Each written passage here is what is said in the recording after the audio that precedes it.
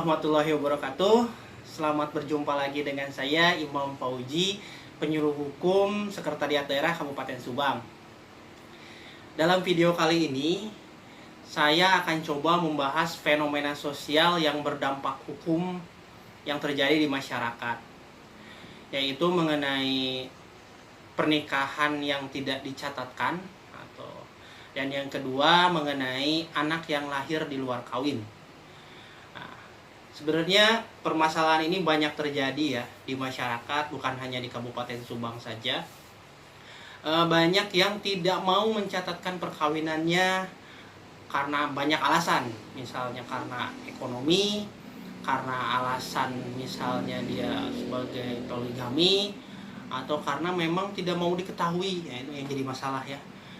Nah, kita lihat dulu mengenai perkawinan menurut hukum nasional gitu ya.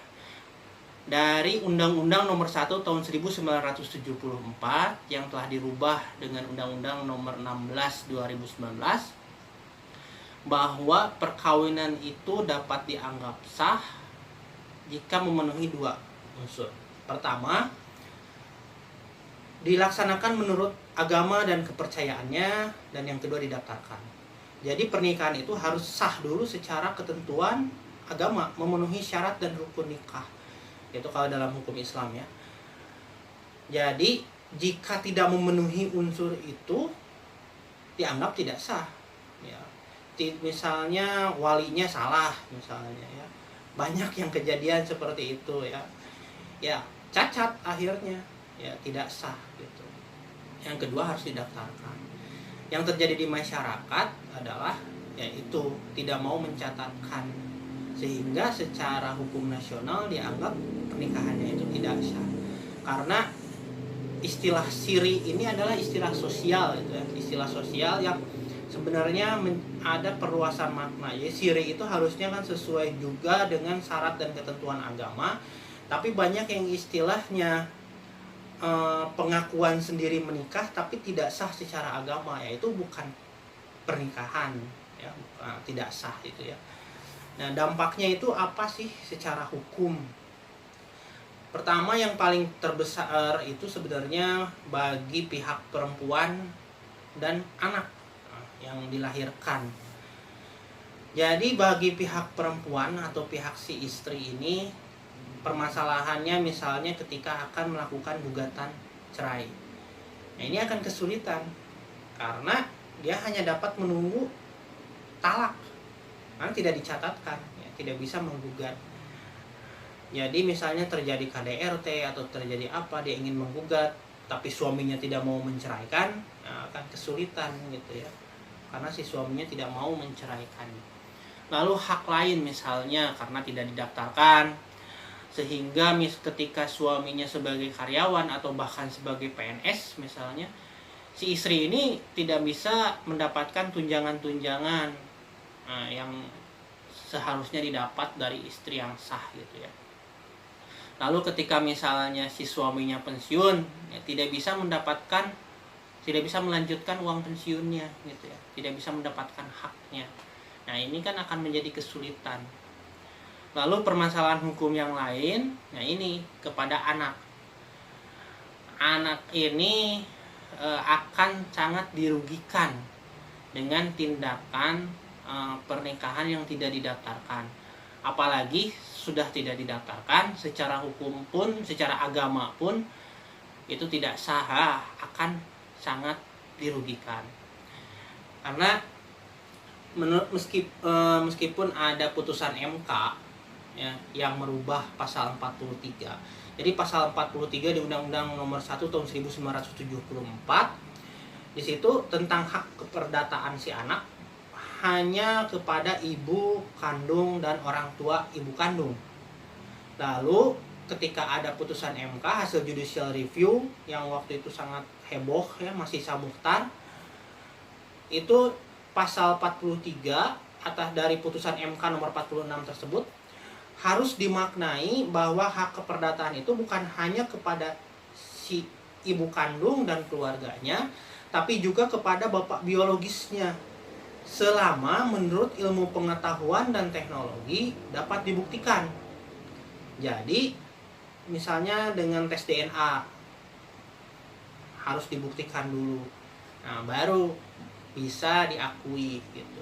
Karena dalam perdata ada pembagian kategori. Untuk anak yang di luar kawin ini ada 3 istilahnya itu. Pertama, anak alami, yaitu kedua orang tuanya tidak terikat dengan pernikahan sah dengan pihak manapun. Jadi dua-duanya dianggap masih single, disebutnya anak alami. Yang kedua, anak zina, karena salah satu atau kedua orang tuanya terikat dengan perkawinan yang sah dengan pihak yang lain, disebutnya anak zina. Yang ketiga adalah anak sumbang, karena persoalan pertalian darah tidak dimungkinkan untuk dilakukan pernikahan, incest misalnya. Nah, jadi ada dampak hukum yang berbeda. Untuk anak alami bisa dilakukan pengakuan, baik itu pengakuan lisan, misalnya 280, pasal 280. Jadi si ayah biologisnya mengakui, karena memang contohnya misalnya pernikahan siri ini sah secara agama tapi belum didaftarkan saja, dengan diakui maka selesai hak keperdataannya muncul ya. Atau dengan akta otentik di pasal 281. Jadi diakui. Tapi khusus untuk anak zina dan anak sumbang, di ketentuan perdata tidak dapat diakui. Nah, ini jadi masalah. Tanpa mengurangi ketentuan pasal 273 KUH Perdata, untuk anak zina dan anak sumbang tidak dapat dilakukan pengakuan, tidak dapat disahkan. Nah, jadi harus hati-hati bagi rekan, teman-teman yang di masyarakat ketika akan melakukan tindakan, harus dipikirkan jangka panjangnya, terutama ini bagi hak anaknya, karena akan sangat dirugikan gitu ya. Pengakuan dalam KUH Perdata ini ada istilahnya itu pengakuan karena sukarela ya tadi ya di 280, atau pengakuan yang karena dipaksakan, misalnya karena putusan pengadilan. Apapun itu muncul hak keperdataan, tapi dalam hal administrasi ya, ketika munculnya putusan MK 46 memang ada hak keperdataan itu yang dipersamakan ya. Tujuannya itu bukan melegalkan perzinahan ya, tapi tujuannya itu adalah untuk perlindungan si anak. Jadi si anak yang sebelumnya akan kesulitan hak keperdataan dalam hal pencatatan administrasi kependudukan, dengan munculnya putusan MK nomor 46, haknya menjadi sama. Jadi dia bisa mendapatkan hak akta lahir ya, ketika sebelumnya tidak punya akta lahir, atau akta lahirnya hanya mencatatkan ibu biologisnya saja misalnya ya. Bisa diajukan nanti kutipan akta nikah, atau dalam hal pencatatan kependudukan yang lain, misalnya kartu keluarga, KTP dan lain sebagainya ya. Nah, tapi apakah selesai permasalahannya? Tidak sebenarnya, karena pada prakteknya akan kesulitan juga nanti dalam hal apa? Dalam hal waris. Jadi anak yang di luar kawin itu, meskipun tadi dapat diakui ya, kecuali anak zina dan anak sumbang, meskipun diakui, tapi diatur juga dalam KUHP bahwa pengakuan itu pertama tidak boleh merugikan kepentingan anak sah atau istri sah ya, tetap saja tidak boleh merugikan. Itu yang pertama. Misalnya si bapaknya ini poligamik misalnya ya, tidak boleh merugikan keluarga yang sahnya gitu ya. Lalu meskipun telah ada pengakuan gitu ya, dalam KUH Perdata, pengakuan ini boleh ditentang oleh pihak yang berkepentingan. Nah, jadi tidak mulus gitu jalannya ya. Tidak mulus untuk anak yang lahir di luar perkawinan ini. Itu pertama, permasalahan itu dalam hal pengakuan gitu ya. Lalu dalam hal waris, ya, dalam hal waris lainnya, anak yang di luar kawin ini dalam KUH Perdata haknya itu meskipun telah diakui berbeda. Di pasal 863 di situ ada kategori-kategorinya. Pertama, misalnya si orang tuanya ini ketika meninggal, dia meninggalkan istri atau anak yang sah. Maka dia, si anak yang di luar kawin, hanya mendapatkan bagian 1/3 dari yang seharusnya. Bukan 1/3 dari warisan keseluruhan, tapi yang seharusnya. Misalnya, jika dipersamakan dengan anak yang sah, dia harus dapat 100 juta. Maka menurut ketentuan pasal ini, dia hanya mendapatkan 1/3, yaitu 33 sekian, 33 juta sekian.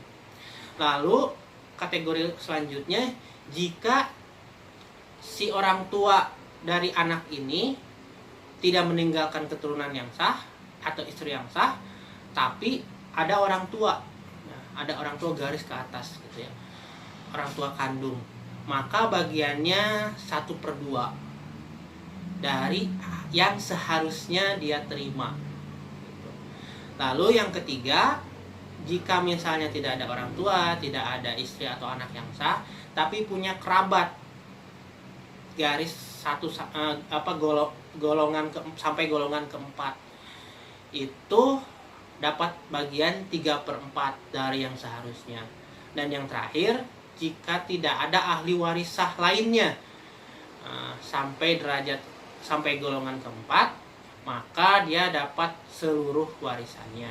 Itu dari Perdata. Lalu jika misalnya mau mengikuti hukum Islam, tergantung ya.